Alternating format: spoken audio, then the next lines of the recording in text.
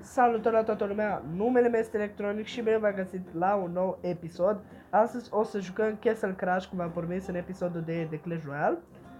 Așa că avem aici niște chesturi pe care o să le deschidem, după aia o să jucăm cu toate decurile mele la arena și o să jucăm și la challenge-ul acesta care l-am acum.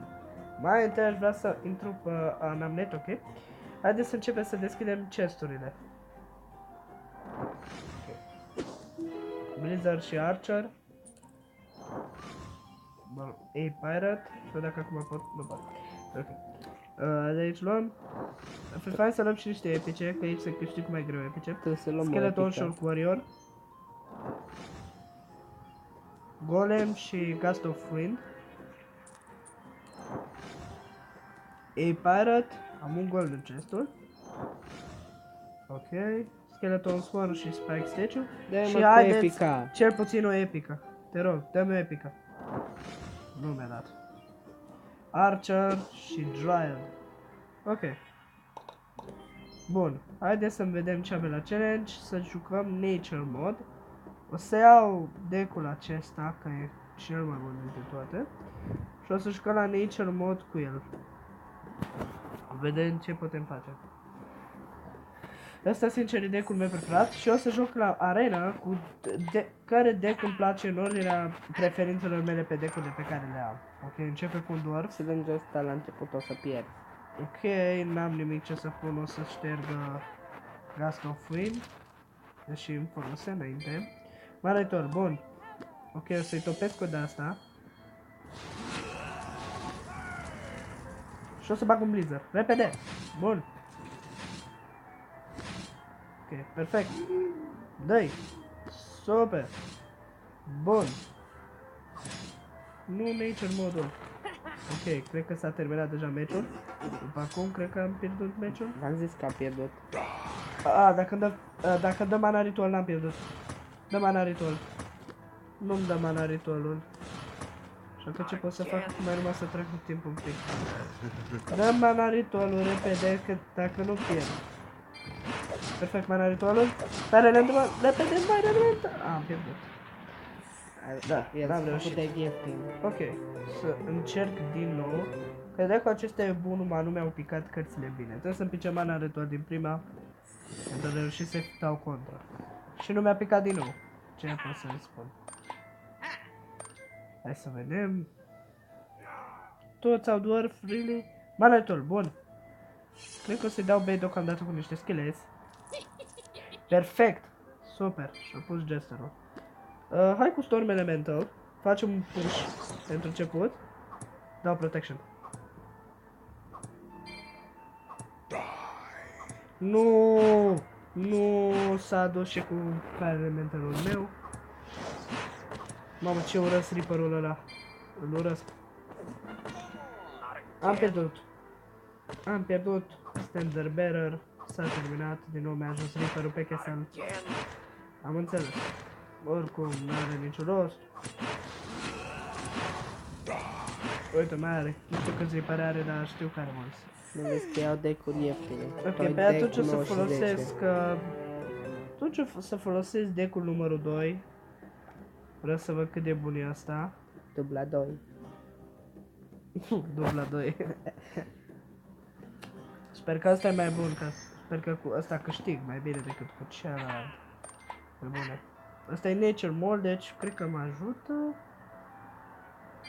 Adică ar trebui să mă ajute. Ok. Nu mi-a dat nimic. Am înțeles. Perfect, mana. Shaman.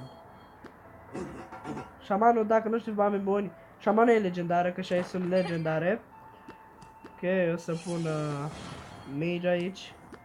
Shamanul este legendară pe lângă acel elemental care l-am pus mai înainte.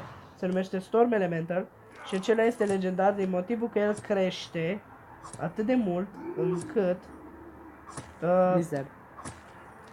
el crește atât de mult încât poate să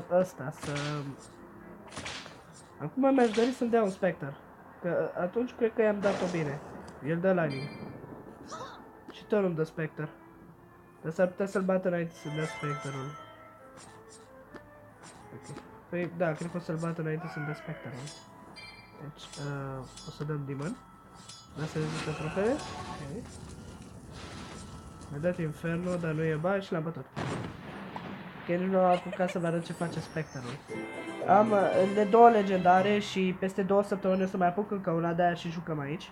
Că aici primești, dacă câștigi, timp de o săptămână în fiecare zi, la diferite challenge-uri, câștigi un fragment din legendară, dintr-o legendară. Și în timp de 5 săptămâni poți să te strâng fragmente de astea și să iei legendara. Eu am strâns pentru Shaman și după aceea am deschis un Victory Chest și mi-a dat Storm Elemental.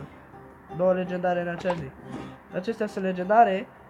Dacă puteți vedea, poți pune duplicate-uri în deck, duplicate, doar că legendarele nu pot fi duplicate, că ar fi fost prea fain. Ok, v-am promis aici, nici acum s-a încărcat, v-am promis că o să joc deck-urile în ordine de preferință. O să încep cu acesta cu Spectrul, pentru doresc să vă arăt cum se joacă Spectrul și vreau să și bușez în trofee, că vreau să ajung și o arenă cât mai mare. Ok, Spectrul din prima, mi-a dat mana ritual. Să bage... Ok. Cred că aș putea să fac și nu mi se pare foarte bună, dar hai să încercăm prima. Să busteze Castle 7. Vreau să fac, deja să încep cu un Black Spectre, Witch. să vă arăt și ce face Spectrul. Ceea ce nu știu ce plan bun e, dar e bun, ok. Ok, deci vedeți ce face Spectrul. Spectrul se face cât mai mare, depinde câte trupe sunt pe teren. Poate să face mult mai mare, îi crește viața și damage-ul. Ok, foarte bine am pus geniul ăla. Am pus așa de bine, încât îmi vine să plâng de fericire. Ok, mai trimite niște scheleți, mă sper să-mi dea Inferno. Mage, ok. Și ai răsit mage-ul? Perfect. Archer Tribe. Bun. Hai că cred că am câștigat. Și vedeți, el este mare. Dar amu... și tot n-a pierit, nu știu ce idee bună ai avut. Dar e bine. Ok, protection. Perfect. Să-l protejăm. Atât. Perfect. Ok, și punem un demon în caz că ar pune ceva. Oh, ok. Oricum e pălit. Oricum s-a terminat pentru el. Pun un demon și da. Demonul ce face? Are un splash damage cu care dă foarte mult damage de la distanță prin ardere. Și cam asta face demonul. Uitați-vă. Are un special ability damage de 975. Dă foarte mult de la distanță și poate ucide cărți. Problema e că dacă ai scheleți pe teren, el va topi scheleți, va arde scheleții și nu altceva. Dacă vă interesează, cărțile mele sunt aici. Unul din preferații mei, asta o să avem noi data viitoare, o să luăm Archer Queen-ul. Ea dă de la distanță și mărește viteza de trupelor. Unul din preferații mei este Black Knight-ul, mi se pare foarte super și mai place Fire Elemental-ul, dar cel mai preferat al meu nu îs în arena 7 să vă arăt, dar este legendară și îl cheamă Dark Angel. El cu fiecare trupă ucisă crește cât mai mare. Cu fiecare trupă care omoară. Pe acesta e bine să-l pui la scheleți. Pentru că acesta, cu cât omoară mai mult trupe, cu atât crește mult mai mare. Și crescând mai mare, îi crește viața și damage-ul. Ok, să începem cu Mad Elemental pentru început sau să răbdăm? Cannon Shot. Pe bune, frate? Ok, o să încep cu un Mage. Mana Ritual. Ok, vreau să pun și un Mad Elemental. Nu știu dacă o să pun Mad Elemental, cred că o să pun Demon. Depinde ce va pune. Vreau să pun oricum Mad Elemental și văd ce iese din schema asta. Mad Elemental, ok, a pus Shamanul. Dar Shamanul oricum o să piară. A-Pirate. A-Pirate o să moară Shamanul. Ok, o să dau Blizzard. Pentru că acel healer îi dă viață Shamanului. Am înțeles, fac scheme. Foarte bine. Ok. Ok, Shaman. Nu merită să pun încă Protection, te rog, nu copia Shamanul. Trebuie să pun Protection. Ca să tancheze pentru Shamanul meu Mad Element. Ok. Super, m-a arătat ăla. Aștept să se... Black Witch. Black Witch îmi face toate trupele scheleți. Oameni, dacă nu știți. Ai altă legendară, foarte OP. Ok. Aia e legendară foarte OP pentru că îți transformă efectiv toate trupele. Phoenix, asta are area de damage, trebuie să topim oul. Că dacă nu-i topim oul, uite, foarte multe legendare în deck. Hai să vă pun și Black Knight-ul. Uitați-l. I surf no more. Așa, și am bătut și am câștigat și pe cel acesta. Oameni buni, Black Witch transformă toate trupele de pe linia aia în scheleți, chiar și pe ale tale, acela este dezavantajul. Le transformă chiar toate în scheleți. Da. Și Phoenixul este doborât, care puțină viață, poate fi doborât foarte ușor, doar că acesta când se bagă într-un ou și când oul eclozează, iese de acolo un Phoenix numai mult mai puternic. Și cu cât reușești să faci procesul ăsta de o grămadă de ori, cu atât va fi mai bine, zic eu, că Phoenixul tot devine mai mare și mai puternic. Ok, nu știu să pun încă protection pentru că oricum n-are ce să pună. Ok, Orc Warrior. Acesta este foarte slab, se pare una pentru cele mai slabe cărți. Ok, să pun acesta. Mamă, mi-a făcut ce cred că mi-a făcut. De rău dăm altceva să nu pun Mad Elemental din prima. Da, Dima nu se ocupă oare sau... Nu? Nu cred. Ok, cred că... Wow, nu e bine. Mad Elemental. Bam. Mad Elementalul dă foarte mult damage la început. Dar dacă ja viață... Mamă, nu e bine. Dacă ja viață... Deci o să trag asta. Vampire. Aceasta este o altă legendară. Dacă dă damage, îi se regenerează viața. Și asta face Vampire-ul. Dacă vă interesează. Iar dacă dă damage pe caractere, îi se regenerează viața. Nu. Nu, ca acesta dacă dă damage. Mamă, m-a bătut. Ok, m-a bătut cu deckul acesta. Nu știu, dar deckul ăsta îmi place cel mai mult dintre toate deckurile. Pe bune. Scrieți-mi în secțiunea de comentarii ce episod aș vrea să apară în următorul episod. Sincer, în următorul episod o să postez Brawl Stars pentru că o să fac 10.000 de trofee pe episodul următor, pe care o să apară vineri, dacă nu mă înșel. Mamă, meci de 2. Storm Elemental de... Nu e bine. Nu. Du-te, nu te cred, ce tactică. Ce tactică, fratele meu, băi. Cred că pierd după acum. Așa? Blizzard? Nu e bine. Șoc. Am pierdut după acum. Că uitați cât îi crește Storm Elemental. Nu e bine. Nu e bine deloc. E bune că nu e bine. M-a terminat. Cred că, da, cred că asta a fost meciul. Uitați cât de mare a devenit.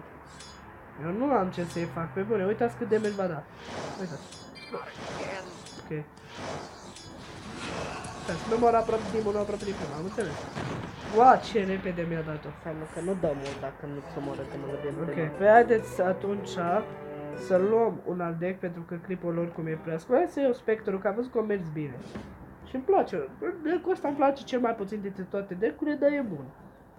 E bun, adică nu mulți poate să-i dea counter la Spectre, mai ales când asta foarte mult. Când crește foarte mult, n-ai cum să-i dai prea ușor counter. Și dacă nu știți, oameni buni, ce face mâna aceea, îmi face cărțile mai ieftine cu 3 mana, doar că încheltuiește 2 mana. Deci îmi face cărțile mai ieftine cu 2. Uitați, deci să vă arăt acum. Am 2. Vedeți, pun aici și îmi face cărțile cu 3 mana mai ieftine. Prin urmare, chestia aceasta mă ajută destul de mult. Mă ajută foarte mult când încerc să asta. Ok, ce tot face asta? Știe că e botul sau ceva? Că nici gesturul nu am înțeles ce face acolo. Ok. Spectre-ul, te rog? Perfect. Și acum îl pun Spectre și uitați cât o să câștig. Frate. Nici n-am apucat să-l pun. Pentru știu Spectre-ul să jucăm pentru că văd că Spectre-ul e OP de acolo. Bun. Cred că dacă câștig meciul acesta, cred că acesta a fost ultimul meci pentru și voi încheia videoul pentru că da. Oameni buni, cel mai bine îmi place să încep cu șamanul pentru că apare. El vede 3 trupe pe teren, doar de fapt nu sunt atâtea 3 șamani. Numai unul este real, uitați, vedeți? Așa, și eu n-am de unde să știu care este șamanul adevărat. E clar că ăla... Cred că ăla de sus e, bă. Eu nu am de unde, da, acela e. Nu. Unul dintre ei e fals. Ăla de mijloc. E adevăratul. Nu știu care dintre Ăla de aceștia mijloc e doi. adevăratul. Și eu zic la fel că ăla din mijloc. Dar cred că m-a terminat. Hai să Da, vedem. tu Asta e din fă-i. mijloc, dacă nu l-am nimerit. S-a terminat, gata, am pierdut. Că nici măcar nu am nimerit asta adevărat. Șaman adevărat. Asta uite că topește. Ok. Are și vampire. Ok, acum i-a nimerit șaman adevărat și a dispărut și clonele. Doar cum o să moară. Doar că o să pierd pentru că și vampire o să piară. Că vampire crește viața dacă dă damage. Dar dacă nu dă damage, nu-i crește viața. Că a pus și mă dă elementul. Nu-i crește viața dacă dă damage. Dacă dă damage, îi crește viața full. Aproape full. Dar dacă nu dă damage, nu-i crește viața și ia damage numai pentru că stă pe teren. Este 5 mana dacă mă interesează. Vreau și eu să câștig ultimul meci. Îi punem mana ritualul. Încep cu Archer că și el e OP. Cu cât ai mai multe trupe pe teren, cu atât e mai bine. Și dacă sunt despărțite, gândiți-vă că trebuie să-i dea counter la toate 3. Gen, numai la una se poate apăra la început. Uite, nici nu pune nimic și asta a ajuns la jumătate. Nu are ce să pună. Ok, unde se apără, o să pun schelet. Uite, are arrows. Nu mult joacă arrows. Ok, protection. Să pun Spectre după acum? Nu aș pune sincer. Not again. Mamă. Mage putere. Ce copiez? Pirata, ok, o să pun schelet aici din wow. Nu știu, o să pun Inferno. Da, o să pun Inferno, dau mai la asta așa repede. O să pun Mage. Nu te cred așa ceva. Not again. Ce troll! Eu spune că asta le ia pe amândouă. Da, le ia. Deci nu te cred. Stai rând un pic. Te rog frumos. Deci dacă nu pirata aia, a spawnat una nouă. Da, cred că am pierdut și meciul ăsta. Skull King, repede. Ok, Da, nu m-am apucat. Stai repede. E un fel de micie. E prea OP. Da, nu vreau să fac nici ăsta prea mult, așa că cred că o să închei clipul aici. Da, ce pot să spun? Cam atât a fost cu acest episod. Eu sper că v-a plăcut. Dacă v-a plăcut, nu uitați să apăsați butonul de like. Dați like, vă sucontează și să spune mie să fac noi episoade. Eu am fost Player Electronic. Ne revedem data viitoare. Pa, pa!